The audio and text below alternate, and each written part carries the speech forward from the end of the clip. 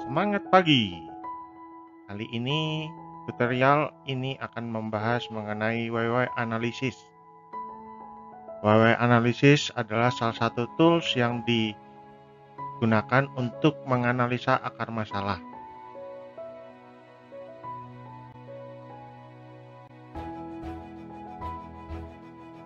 Apa saja yang akan kita bahas di tutorial kali ini?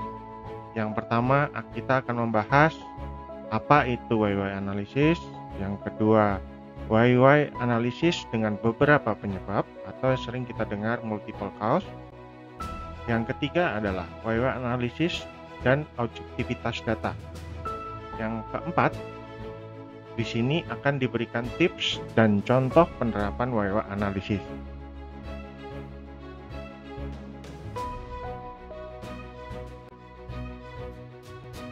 Baik, kita mulai saja dari yang bahasan pertama, yaitu apa itu YY Analysis. Apa itu YY Analysis? YY Analysis adalah suatu metode yang digunakan dalam rangka untuk problem solving, yaitu mencari akar suatu masalah atau penyebab dari defect supaya sampai ke akar penyebab masalah. Metode YY Analysis ini dikembangkan oleh pendiri Toyota Motor Corporation, yaitu Sakichi Toyoda. Beliau menginginkan setiap individu dalam organisasi, mulai level top management sampai shop floor, memiliki skill problem solving dan mampu menjadi problem solver di area masing-masing.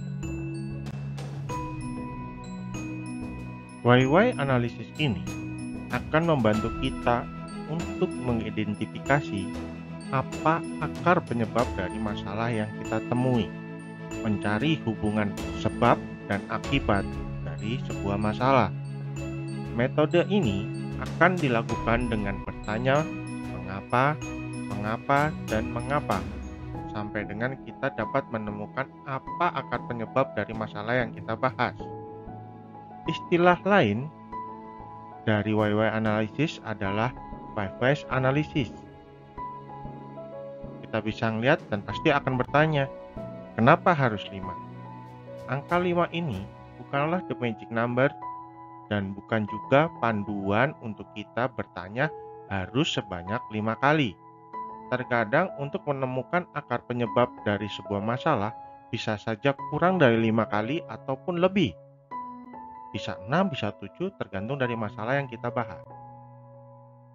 Jadi pertanyaannya adalah, berapa wise atau berapa kali kita harus bertanya mengapa ini yang terbaik? Berapa jumlahnya? Jawabannya adalah, ketika akar penyebab masalah sudah berhasil kita temukan dan dapat memastikan bahwa masalah tidak akan terulang kembali sesuai dengan solusi yang kita dapat berdasarkan akar penyebab tadi. Maka, apa itu YY Analysis yang kita dapat simpulkan? YY Analysis adalah teknik analisa yang bertahap dan terfokus pada penemuan akar penyebab suatu masalah, bukan hanya melihat gejala-gejala dari suatu masalah. Tujuan YY Analysis ini adalah untuk menemukan apa yang telah terjadi, mengapa masalah tersebut bisa terjadi, mengapa dan mengapa. Sesuai konsepnya tadi, YY Analysis kita lakukan dengan cara bertanya mengapa, mengapa, dan mengapa. Apa yang bisa dilakukan untuk menghindari masalah tersebut supaya tidak terjadi lagi di masa depan. Jadi penting diingat, dari akar masalah yang kita temui atau kita temukan, seharusnya akan memperjelas lagi apa yang harus kita lakukan untuk mencegah terjadinya masalah ini. Mari kita contohkan satu kasus simpel bagaimana YY Analysis ini bekerja. Kita misalkan kita memproduksi suatu barang dengan mesin press. Suatu ketika, produk yang kita hasilkan banyak defect. Kita sebut saja ini adalah mechanical crack atau crack yang disebabkan dikarenakan masalah mekanikal.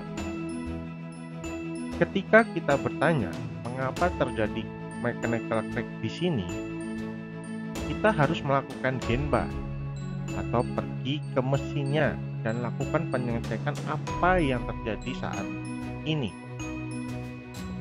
Kita ambil bahwa saat ini menemukan bahwa pressure mesin press-nya di bawah standar. Lalu kita lanjut bertanya kembali, mengapa pressure rendah? Dan kita temukan bahwa kondisi valve tidak normal. Lalu kita harus bertanya kembali, mengapa valve tidak normal? Ternyata apa yang kita temukan adalah temperatur oli panas atau di atas standar. Kenapa bisa temperatur panas? Hal ini terjadi karena exchangernya atau filternya kotor. Di sini kita bisa melihat bahwa akar penyebab mechanical crack adalah bukan pressure di bawah standar, melainkan penyebabnya adalah exchanger kotor. Maka dengan metode WW analisis ini, kita dapat dengan jelas bahwa solusi dari problem mechanical crack saat ini adalah bagaimana kita dapat mencegah terjadinya exchanger kotor. Catatan untuk kasus kali ini adalah bagaimana kita mengidentifikasi penyebab masalah terhadap sebuah standar. Akan beda hasilnya jika pada saat menjawab pertanyaan pertama, yaitu mengapa terjadi mechanical crack, lalu kita menjawab dengan pressure press kurang, bukan di bawah standar ya teman-teman. Kenapa mechanical crack terjadi adalah pressure press kurang. Kira-kira apa yang terjadi? Bisa dibayangkan, bisa saja dengan jawaban pressure press kurang, ya sudah, berarti pressure-nya ditambah. Maka solusinya akan berbeda, bukan exchanger kotor, bahwa kita harus menyeting tekanan pada mesin press kita. Dengan solusi yang berbeda ini, dan pastinya jika akar penyebab yang kali ini dicontohkan adalah exchanger kotor yang tadi yang seharusnya kita bersihkan tapi tidak dibersihkan, maka solusi yang kita terapkan yaitu menaikkan pressure press atau tekanan mesin press kita, maka tidak akan lama lagi crack ini akan berulang karena exchangernya pada dasarnya tidak dibersihkan, dan bukan tidak mungkin lagi akan menyebabkan kerusakan mesin yang lebih parah. Berikut poin-poin yang harus diperhatikan pada WW analisis. Pada umumnya, solusi tidak mengarah pada menyalahkan ke orang, tapi bagaimana cara melakukan perbaikan sistem atau prosedur, dalam artian standarnya, work instruction-nya, instruksi kerjanya, ataupun yang lainnya. Genba penting dilakukan karena memastikan penyebab yang kita hadapi saat ini memang terjadi dan bukanlah sebuah asumsi. Oh, kira-kira atau mungkin. Jadi dengan Genba kita akan melihat dengan jelas masalah apa yang kita temui hari ini, kejadian apa yang kita temui di lapangan. Jika akar penyebab sudah diketahui, maka segera implementasikan solusinya. Monitor terus performanya untuk memastikan bahwa masalah tersebut tidak terulang kembali. Penting untuk dicatat untuk kasus WW analisis ini. Contoh kasus ini bisa kita bilang simple atau basic. Kenapa bisa dibilang simple atau basic?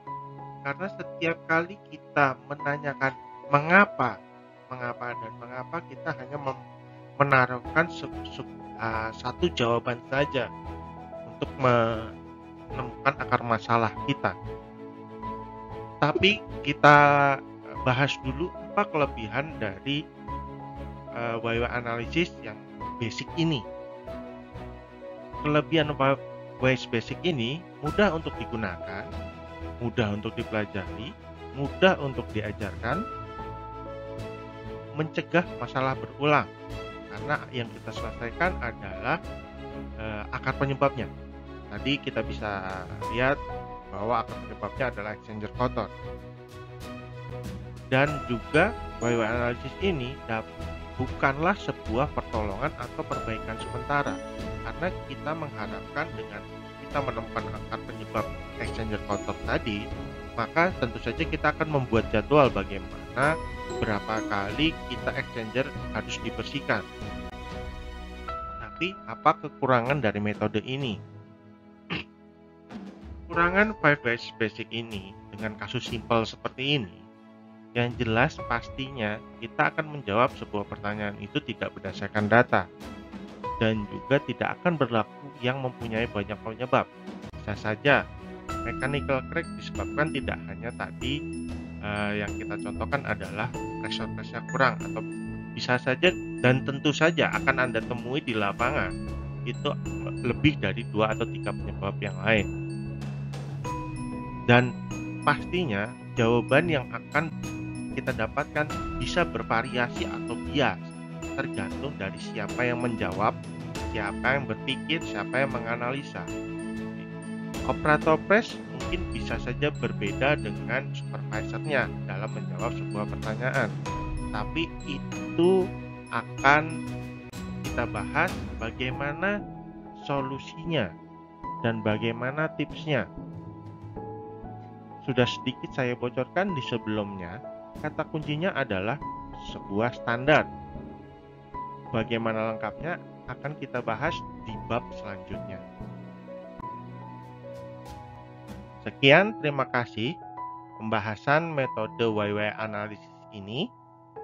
Jika ada pertanyaan ataupun saran, silakan menghubungi kami, berkomentar, dan sampai jumpa lagi di tutorial kami berikutnya.